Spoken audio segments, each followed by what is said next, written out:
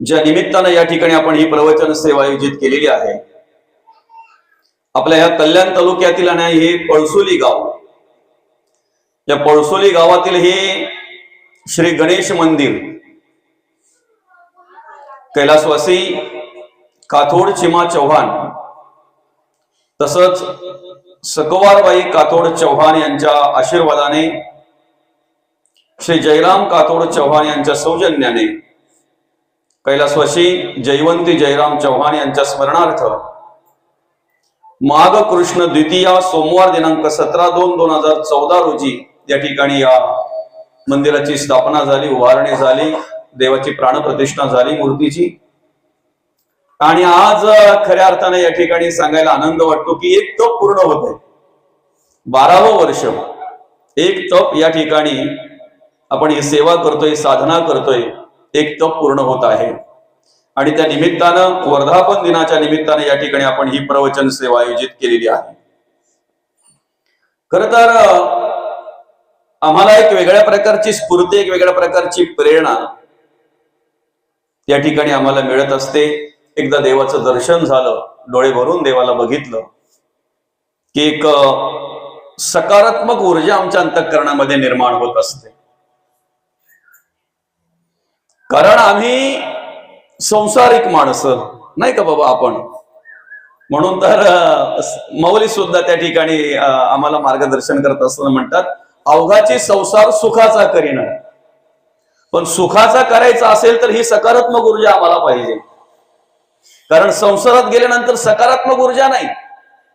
किती जरी शोधली माऊली आपण तरी नकारात्मकच। संसाराच्या विषयी सांगताना काय सांगितलेले, किती केला नेटका तरी तो पांढरा फिकाच होत जातो, नाही का? जसं घराला रंग दिल्यानंतर 2-4 वर्षात का नव्हे ना, किती पण भारी द्या माऊली, किती पण चांगला रंग द्या, तरी तो उन्हामध्ये पावसामध्ये तो जरा लाईट होत जातो ना, फिका पडत जातो। तसंच संसाराला आम्ही आमच्या आयुष्यभर किती जरी रंग देण्याचा प्रयत्न केला, रंगोटी करण्याचा प्रयत्न केला, तरी तो पांढरा फिकाच होत जातो। अर्थात संसारात कार्य करत असताना माणसाने कितीही जरी सकारात्मक विचार केला तरीही त्या ठिकाणी निगेटिव्ह विचार, नकारात्मक ऊर्जा आपोआप निर्माण होत असते। कारण संसार हे दुःखाचं मूळ आहे। आणि म्हणून मग आम्ही काय केलं पाहिजे, ते दुःखाचं मूळ जर समूळ नष्ट करायचं आहे, त्या दुःखापासून जर आम्हाला दूर व्हायचं आहे, तर मग आमच्यासाठी ही सकारात्मक ऊर्जा ज्या ठिकाणी आम्हाला मिळते, नाही का?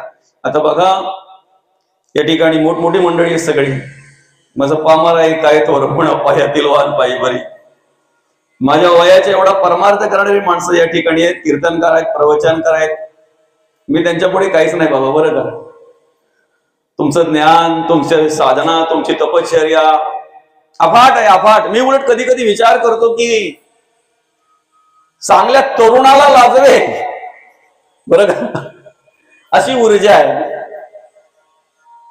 तुमच्याकडे, बरं का बाबा? चांगल्या तरुणाला लाजवेल अशी ऊर्जा परमार्थ करण्यासाठी, आध्यात्मिक कार्य करण्यासाठी आहे। तर आपण कित्येक काळ, समजा 8-8, 10-10 दिवस एखाद्या दिंडी सोहळ्यामध्ये रममान होत असतो, भगवंताच्या नामाने तल्लीन होत असतो, नामस्मरण करत असतो। जेवढी निगेटिव्ह थिंकिंग असते ना, विचारसरणी आमची नकारात्मक विचारसरणी, तेवढी सगळी दूर होत असते तेवढ्या वेळामध्ये। आम्ही प्रवचन श्रवण करत असताना एकरूप होतो, कीर्तन श्रवण करत असताना एकरूप होतो। नकारात्मक ऊर्जा, जेवढी नकारात्मक विचार माणसाच्या अंतःकरणामध्ये जेवढे आलेले असतात ना, तेवढे दूर झाले जातात। म्हणून माणूस काय बोलतो माहितीये का, बरं झालं ऐकायला गेलो, ऐकलं, बरं झालं मी त्या हरिपाठामध्ये तल्लीन झालो, रममाण झालो। काय झालं म्हणे, माझे विचारच बदलून गेले, नाही का? विचार बदलून गेले म्हणजे परावर्तित झाले, परिवर्तन झालं त्या ठिकाणी। आणि म्हणून मग आम्हाला या तीर्थक्षेत्री जे आम्ही जात असतो, मंदिरामध्ये जात असतो, देवाच्या चरणी नतमस्तक होत असतो, अनेक ठिकाणी ज्या ठिकाणी आम्हाला सहकार्य करता येईल, सहभागी होता येईल, अशा ठिकाणी आम्ही अनेक आध्यात्मिक कार्यक्रमांमध्ये जात असतो, आपण सर्वच जात असतो। त्याला कारण काय, तर जी नकारात्मक ऊर्जा आपल्याकडे आहे किंवा जो संसार रूपी दुःख आपल्याकडे निर्माण झालेला आहे तो दूर करण्याचं ह्या जगामध्ये एकमेव साधन असेल तर आध्यात्मिक क्षेत्र आहे, भक्तीचं साधन आहे. याच्या व्यतिरिक्त दुसरं काहीच नाही, बरं का, दुसरं काहीच नाही. म्हणून आम्ही अखंड संतांच्या संगतीला राहिलो पाहिजे, भगवंताच्या संगतीला राहिलो पाहिजे, बरं का.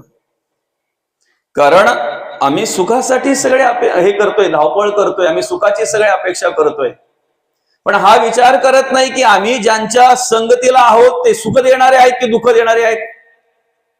आम्ही ज्यांच्या जोडीला आहोत ते सुख देणारे आहेत की दुःख देणारे आहेत. आम्ही ज्यांचा विचार करतोय सुखकारक आहे की दुःखकारक आहे याचा विचार आम्ही करत नाही. संतांनी नेमका तोच विचार केला. सुखालागी जरी करीशी तळमळ तरी तू पंढरीशी जाय एक वेळ. आम्ही स्मरण ठेवलं पाहिजे की आम्हाला जर सुखाची अपेक्षा आहे ना, आम्हाला जर सुख पाहिजे ना, तर निश्चित आम्ही त्या ठिकाणी पांडुरंगाचं दर्शन घेतलं पाहिजे, आम्ही श्री गणरायाचं दर्शन घेतलं पाहिजे, आम्ही धर्म कार्य केलं पाहिजे, बरं का, धर्म कार्य केलं पाहिजे. संसारासाठी कितीही जगा, संसारासाठी कितीही धावपळ करा, मला एक तरी उदाहरण असं सांगा की त्याने आयुष्यभर संसार संसार संसारच केला, कमीत कमी त्याचं नाव तरी शिल्लक राहिलंय. बाकीची कर्म कीर्ती तर लांबच गेली बाबा, पण नाव तरी शिल्लक राहिलेलं असं एक तरी उदाहरण द्या, बरं का. पण अशी पुराणामध्ये, शास्त्रामध्ये, ग्रंथामध्ये, वाङ्मयामध्ये अशी हजारो उदाहरणं आहेत ज्यांनी धर्माचं कार्य केलं, देवाचं कार्य केलं, कीर्ती रूपाने, शरीराने जरी गेले असले ना तरी कीर्ती रूपाने मात्र आजही ते आमच्यात आहेत. कीर्ती रूपाने आज त्यांची प्रेरणा आम्ही घेत असतो, त्यांची स्फूर्ती, त्यांचा विचार आम्ही करत असतो. आणि म्हणून मग आम्ही धर्म कार्य केलं पाहिजे, आमच्याकडून धर्म कार्य घडलं पाहिजे, देव कार्य घडलं पाहिजे. अखंड संतांचा विचार, आम्ही संतांच्या संगतीला त्यासाठी राहिलो पाहिजे, असं अखंड आम्ही भगवंताच्या संगतीला राहिलो पाहिजे, देवाच्या संगतीला राहिलो पाहिजे, बरं का. काय परिणाम होतो बघा देवाच्या जोडीला राहिल्यानंतर, देवाच्या संगतीला जर राहिलो तर काय परिणाम होतो बघा. आता आम्ही खऱ्या अर्थानं मंदिराला नाव काय दिलेलं आहे, श्री गणेश मंदिर पळसोली, बरोबर आहे की नाही काका. आम्ही या ठिकाणी येताना गणपती बाप्पाच्याच दर्शनासाठी येत असतो, बरोबर आहे ना. आता या ठिकाणी कार्यक्रम जो आयोजित केलेला आहे श्री गणेश मंदिर पळसोली वर्धापन दिनानिमित्त प्रवचन सेवा, बरोबर आहे, व्यवस्थित आहे का. पण आल्यानंतर आम्हाला उंदराचं दर्शन घ्यावंच लागतंय, त्याची स्तुती करावीच लागते ना, त्याचंही दर्शन घ्यावंच लागतं. नाही कारण जोड कोणाच्या जोडीला आहे, कोणाच्या संगतीला आहे, देवाच्या संगतीला आहे ना, देवाचं वाहन आहे ना. तसं उंदीर जर पाहायला गेलं तर मग माणूस त्याच्याकडे इतर वेळेला कुठल्या दृष्टीने पाहतो. घरात जर उंदीराला असं जर तुम्हाला माहिती झालं तर काय करता बरं तुम्ही. जोपर्यंत त्याचा आम्ही काढा घेत नाही ना, जोपर्यंत आम्ही त्याला शोधून काढत नाही, तोपर्यंत बाईला किंवा पुरुषाला चैन पडत नाही. त्याला कारण आहे ना, आला म्हणजे हानीच करणार ना. उंदराचं काम काय, आला म्हणजे हानीच करणार. तो बोला तो नवीन कपडे पाहतो का, कपडे नवीन जाऊ दे, ह्यांना नाही कुडता लावा, जरा जुने कपडे बघावं कुडतलण्यासाठी. चांगलं धान्य आहे हे नाही नासधूस करावी, नाही हो, ते नासच करणार. तो काहीतरी उपद्व्यापच करणार. अहो झोपलेल्या माणसाचा फुका मारून मारून अर्धा अंगठा खातो बाबा तो. मौली कधीतरी अनुभव आला असेल आपल्याला, आणि माहिती होत नाही, बधीर होतंय ना ते, फुका मारून मारून बधीर होतंय ना. सकाळी पाणी आंघोळीचं गेल्यानंतर ते गरम पाणी लागलं की मी बोलतो अरे अंगठ्याची चांबडी पुढची गायब झाली, एवढा बधीर करतोय तो. ऐका, उंदीर कार्यकारण आहे, आपल्या आतमध्ये बरीच उंदीर आहेत ना बाबा काका, नाही का, बरेच उंदीर आहेत की नाही. काम क्रोध लोभ मद मत्सर दंभ संशय चिंता असूया अद्वया भावना कल्पना इष्णा वासना आश्रम तृष्णा, किती दम लागला. याच्यापेक्षा पलीकडे आहेत. नासधूसच करतात ते. कशासाठी आहेत ते, त्यांचं काम काय आहे. पण संतांच्या संगतीला जर असले, ऐका, देवाच्या जोडीला जर असले तर त्यांनाही नमस्कार केला जातो. धर्म आचरण जर केलं ना, धर्म आचरण जर केलं तर त्यांनाही नमस्कार केला जातो. तुकोबांनी संसार केला नाही का, पण त्या गोष्टीला त्या ठिकाणी तुकोबांनाच नमस्कार नाही, तुकोबांच्या त्या विचारांनाही नमस्कार आहे. मंजिरी आली ना, पाठवली ना भ्रष्ट लोकांनी, त्यांना वाटलं तुकोबा भ्रष्ट होतील. अरे ते काय तुमच्यासारखे आहेत का? भ्रष्ट करण्यासाठी पाठवली ना मंजिरी मौली. पण तुकोबांनी काय उत्तर दिलं? जाई ओ माते न करी सायास, आम्ही विष्णुदास तैसे नोहे. आम्हाला तुकोबांना नमस्कार करता करता ह्या विचारांनाही नमस्कार करता आला पाहिजे, तर ते वंदनीय होतील ना, नाही का? तुकोबांना नमस्कार करता करता आम्हाला ह्या विचारांनाही नमस्कार करता आला पाहिजे. आता बघा साधं उदाहरण आहे बरं का, साधं उदाहरण आहे अगदी. ज्या पद्धतीने आता साधं उदाहरण आहे, मग आम्ही काय करायचंय तर बघा, जसं उंदीर घरात आलेला आम्हाला दिसलं की आम्हाला चैन पडत नाही, जोपर्यंत त्याचा पाठपुरावा आम्ही करत नाही तोपर्यंत, बरोबर आहे की नाही? तसं आमच्या मनामध्ये एखादा वाईट विचार आला ना की तो काढेपर्यंत आम्हाला चैन नाही पडलं पाहिजे, त्याचा त्याग करेपर्यंत आम्हाला चैन नाही पडलं पाहिजे. मग नक्कीच पूजनीय होईल त्या ठिकाणी, देवाच्या संगतीला आल्यानंतर पूजनीय होईल बरं का. नाहीतर बघा, श्रीमंताच्या नोटा खातो, कारण श्रीमंताकडे खायला तेच असतं, नाही का? एखाद्याच्या घरामध्ये काहीच नसेल, त्याचे कपडे खातो नवीन नवीन, नाही का? शेतकऱ्याचं धान्य खातो, शेतकऱ्याचं धान्य खातो ना. पूर्वी नाही का बाबा, ते एकदा लोंगे आले, नाही का, म्हणजे ते एकदा भात आपलं झालं पिकलं की मग जास्त उंदीर लागायचे ना. आता पण लागतात, पण पूर्वी जरा जास्त होते. हा, ते पण झालं बाबा. आता त्यांना खायला दुसरं काय काय झालं, नाही का? असो, तर मग शेतकऱ्याचं धान्य खाता येते, नाही का? आणि ज्याचं काही खायलाच बिचाराला काही भेटलं नाही की मग ते भेटल ते अंगठा बिंगठा पायाचं काही थोडीशी चामडी मुंगी खाऊन टाकतं ते, बरं का? त्याला पूजनीय करायचंय म्हटल्यानंतर मग त्याने काय केलं पाहिजे? गणपतीचं वाहन म्हणून राहिलं पाहिजे. गणपतीचं वाहन म्हणून जर राहिलं तर ते सुद्धा पूजनीय होते, पूजनीय होते बरं का. हिंस्र असलेला वाघ सिंह, पण त्याच्यावर जर माझी महामाया आदिशक्ती जर आरूढ झाली असेल तर त्या आदिशक्ती बरोबर आम्ही त्याला सुद्धा नमस्कार करतो, बरोबर आहे की नाही? असे कितीतरी उदाहरण आहेत, कितीतरी उदाहरण आहेत. एखाद्या वेळी आमच्याकडून नकळत जरी अशा ठिकाणी सेवा घडली ना, नाही का, तरी तिची नोंद भगवंत पुण्यात्मक विचाराकडे केली जाते, भगवंताकडे, बरं का. आध्यात्मिक क्षेत्रामध्ये एखाद्या वेळी नकळत जरी आमच्याकडून सेवा घडली, सहज नुसतं आता हे सभा मंडप आहे, हा धर्म मंडप आहे, हा नुसता थोडस कुठेतरी झाडला ना तरी सुद्धा झाडलोट केलेली ती पुण्याई सुद्धा भगवंत आमच्या पदरात टाकत असतात, नाही का? नुसत्या हे अंतऱ्या उचलण्याचं काम जरी केलं, अंतऱ्या पसरण्याचं काम जरी केलं तरी ते सुद्धा पुण्य आम्हाला लाभत असतंय, बरं का. गरुड ज्या वेळेला वरती असा विहार करत होता ना, त्यावेळेला वरच त्याला कळलं काय, खाली होम हवन यज्ञ यागाचा कार्यक्रम चालू आहे. कोणाला? गरुडाला कळलं. आणि मग त्याने विचार केला की चला आपण होम हवन यज्ञ यागामध्ये सहभागी होऊया, जर काही सेवा करता आली तर बघू, नाहीच तर मग होम हवनाचा कार्यक्रम झाल्यानंतर नारद मुनींचं कीर्तन आहे, ते कीर्तन तरी श्रवण करू, बरं का. ह्या उद्देशाने गरुडाने त्या धर्म मंडपामध्ये येणं केलं. पण ज्या वेळेला त्या धर्म मंडपामध्ये गरुडजी उतरले त्यावेळेला त्यांना कळलं हवनाचा कार्यक्रम तर संपलेलाच आहे, पण कीर्तनाचा कार्यक्रम पण संपलेला आहे. नाराज नाही झाले, ते नाराज नाही झाले. त्यांनी विचार काय केला माहितीये का गरुड महाराजांनी, की ठीक आहे ना, कीर्तनाचा कार्यक्रम जरी संपला असेल तरी श्रवण करणाऱ्या साधू पुरुषांचं, सत्पुरुषांचं दर्शन तरी होईल ना, नाही का?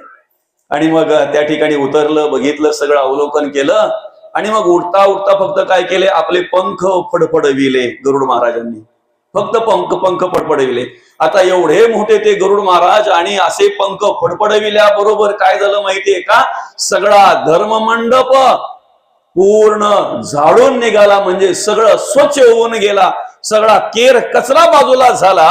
थोड्याच वेळामध्ये ज्या वेळेला भगवान विष्णूंचं आगमन त्या ठिकाणी झालं त्यावेळेला भगवान विष्णूंनी बघितलं की अरे बापरे, हा धर्म मंडप एवढा स्वच्छ, एवढा सुचिरभूत, जरा सुद्धा घाण केर कचरा नाही, एवढा स्वच्छ केला कोणी? तेव्हा त्यांना कळलं की गरुड महाराजांनी असं सेवा केली आणि अशा अशा पद्धतीने त्यांच्याकडून सेवा घडली, नकळत घडलेली सेवा. पण आज त्या गरुड महाराजांना भगवान विष्णूंच्या बरोबर आपण दर्शन घेत असतो, त्यांना नमस्कार करत असतो, नमस्कार करत असतो, बरं का.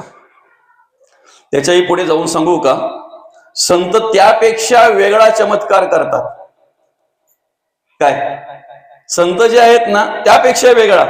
कारण देव आहेत ना, देव आणि संत याच्यामध्ये खूप फरक आहे. देव जेव्हा जेव्हा कार्याला येतात ना तेव्हा तेव्हा 3 गोष्टी महत्वाच्या असतात. धर्माचं कार्य, धर्माची स्थापना, भक्ताचं रक्षण आणि दुष्टांचा नाश. हे देवाचं कार्य आहे. संतांचं कार्य काय आहे माहितीये का? फक्त देवाचं कार्य, धर्माचं कार्य, दुष्टांचा नाश नाही, परिवर्तन. संतांचं येणंच याच्यासाठी असतंय, जगाच्या कल्याणा, संतांच्या विभूती, दुष्टांचा नाश नाही. हा मौली. पसायदानाच्या वेळी म्हणजे ज्या वेळेला सगळं काही क्रिया घडली, वाघ यज्ञ, आणि एवढा मोठा वाघ यज्ञ झाला. हा वाघ यज्ञच आहे बरं का. वाघ यज्ञातून निघालेल्या ह्या सगळ्या गोष्टी आहेत. हे सगळं वाङ्मय जे आहे ना, ज्ञानेश्वरी असेल, त्याच्यानंतर चांगदेव 65 असेल, त्याच्यानंतर गाथा असेल, गीता असेल, भागवत असेल, नाही का, अमृतानुभव असेल, हरिपाठ असेल, हे वाघ यज्ञातूनच मिळालेलं आम्हाला हे साधन आहे, देवाच्या कृपेने, संतांच्या कृपेने. हा यज्ञ पूर्ण झाल्यानंतर मग ज्या वेळेला आम्ही देवाकडे मागतोय की नाही, त्यावेळेला विश्वात्मक देवाकडे मागण्याची वेळ आल्यानंतर माऊलींनी ज्यांनी त्रास दिला त्यांचं वाटोळ हो म्हणून नाही मागितलं. कारण ते कार्यच संतांचं नाही. संतांचं कार्य काय?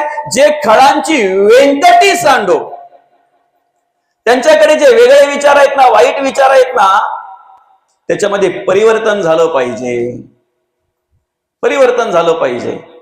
आणि ज्यांच्या मनामध्ये परिवर्तन झालं ना, त्यांची सत्कर्म रती वाढ, त्यांची बुद्धी सत्कर्माकडे वाढली पाहिजे.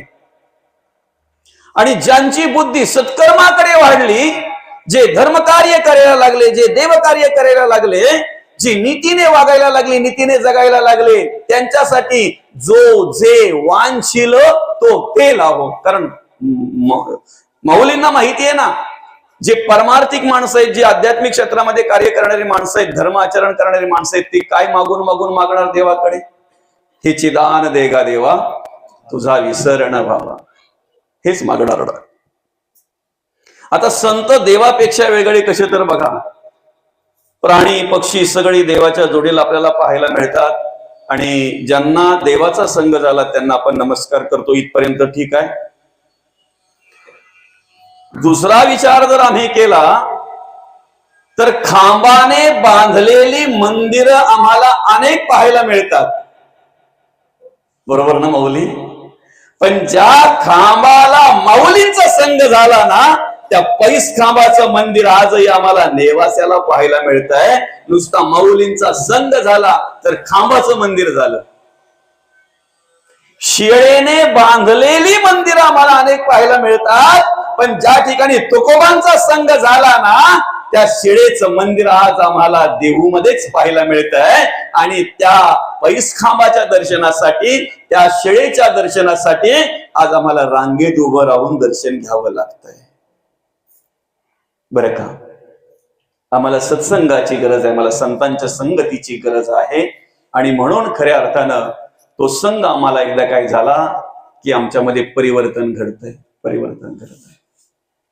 ज्या रेड्याच्या मुखातून माऊलींनी वेद बोलवून घेतले ना, आज त्या रेडे महाराजांची सुद्धा समाधी आम्हाला पाहायला मिळते आळ्या पाट्याला, आहे की नाही? त्या समाधीच्या दर्शनासाठी सुद्धा आम्हाला काही वेळेला रांगेत उभं राहावं लागतंय. मग एक आम्ही विचार केला पाहिजे, एखाद्या पशु पक्ष्याला जर देवाचा संग झाला तर तो जर पूजनीय होत असेल,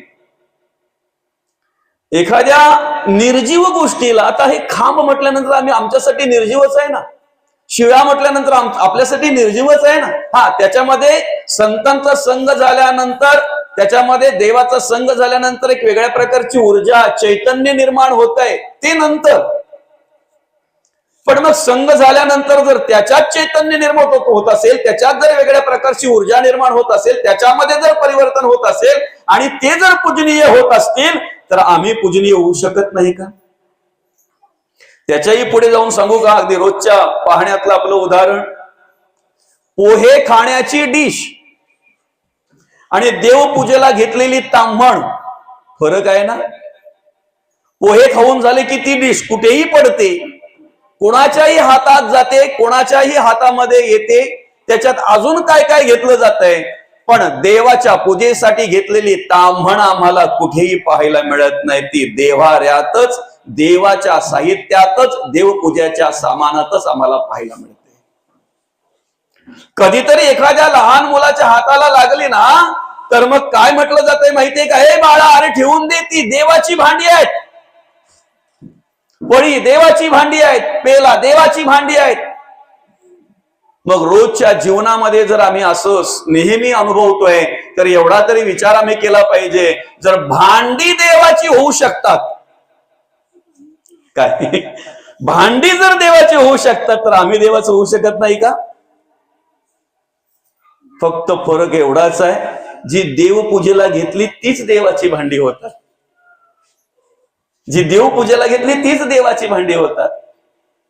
आम्ही सुद्धा कुठेतरी सेवा मिळते का, सेवा घडते का, याचा विचार केला पाहिजे. याचा विचार आम्ही केला पाहिजे, बरं का? देवाचा संघ एकदा काय झाला ना, देवाच्या संगतीला एकदा काय आम्ही आलो ना, की लगेचच परिवर्तन होते, लगेचच परिवर्तन होते, बरं का? ज्या गणरायाचं स्तवन करण्यासाठी या ठिकाणी आम्ही, ज्या गणरायाचं पूजन करण्यासाठी, ज्या गणरायाची सेवा आमच्याकडून घडावी या उद्देशाने या ठिकाणी आम्ही ज्या गणरायाची प्राणप्रतिष्ठा केलेली आहे, मूर्तीचे हे मंदिर भव्य दिव्य आम्ही उभारलेलं आहे, बरं का? आज जयराम काका वासिंदला राहत आहेत, पण रोज सकाळी इथे येऊन या ठिकाणी देवाला स्नान वगैरे, देवपूजा वगैरे करणं ही श्रद्धा आहे, निष्ठा आहे, भक्ती आहे, भाव आहे त्यांचा. कधीतरी यायला नाही जमलं तर समोर आपले चौधरी काका आहेत, तिकडे शेंडे काका आहेत, ते सेवा करत असतात, आजूबाजूचे सेवा करत असतात. कधीतरी काही कारणास्तव जर त्यांना यायला जमलं नाही तर, पण ही श्रद्धा आहे, हा भाव आहे, आणि देव भावाचा भुकेलेला आहे, बरं का? देव भावाचा भुकेलेला आहे.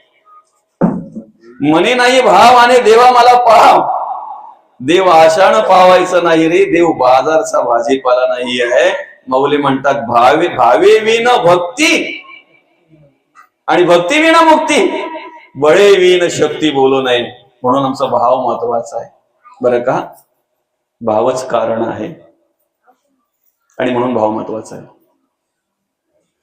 फुलं अनेक असतात, सगळीच फुलं देवाच्या चरणी येत नाहीत, बरं का? अनेक प्रकारची फुलं अनेक ठिकाणी असतात. काही फुलं तर अशी असतात का माऊली परडीत घेतल्यानंतर पण उडी मारतात, पूजेच्या परडीत घेऊन पण काही उडी मारतात खाली. नाही यायचं ना, काही हरकत नाही. परडीत आलेलं फुल काही तर काय मंदिराला जवळ येऊन सुद्धा तिथपर्यंत जाऊ शकत नाही, बरं का? ऐका, फुलांचा उपयोग आम्ही अनेक ठिकाणी करत असतो, अनेक प्रकारे होत असतो, पण महिलेच्या गजऱ्यासाठी वापरलेलं फूल, एकदा तो गजरा कुठेतरी रस्त्यात पडला की तुडवला जातो, पायाखाली जाते, बरं का माऊली? इतर ठिकाणी इतरत्र वापरलेलं फूल जे असतंय त्याला तुडवलं जातंय, त्याला पायाखाली घेतलं जातंय. काही अंतिम संस्कारासाठी सुद्धा मागे फुलं टाकतायत. कित्येक माणसं तुडवत जातात त्याला, कित्येक माणसं तुडवत जातात.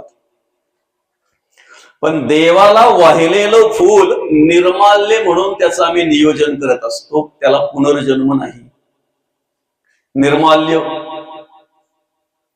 मग एवढा विचार आम्ही केला पाहिजे की अरे देवाच्या चरणी वाहिलेलं फूल जर निर्माल्य म्हणून वेगळ्या पद्धतीने जर त्याचं नियोजन केलं जातंय आणि त्याला जर पुनर्जन्म नाही, हा देह जर देवाच्या चरणी अर्पण केला, देवाच्या कार्यासाठी जर अर्पण केला, तर याचं सुद्धा व्यवस्थित नियोजन भगवंत करेल ना?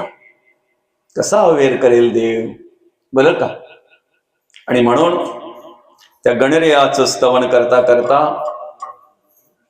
प्रत्येकाच्या दुःखाचं निवारण करणारा तो देव आहे. म्हणून तर आपण त्याचं स्तवन करताना म्हणतोय ना, वक्रतुंड महाकाय सूर्यकोटी समप्रभ निर्विघ्नं कुर्मे देव सर्व कार्येषु सर्वदा.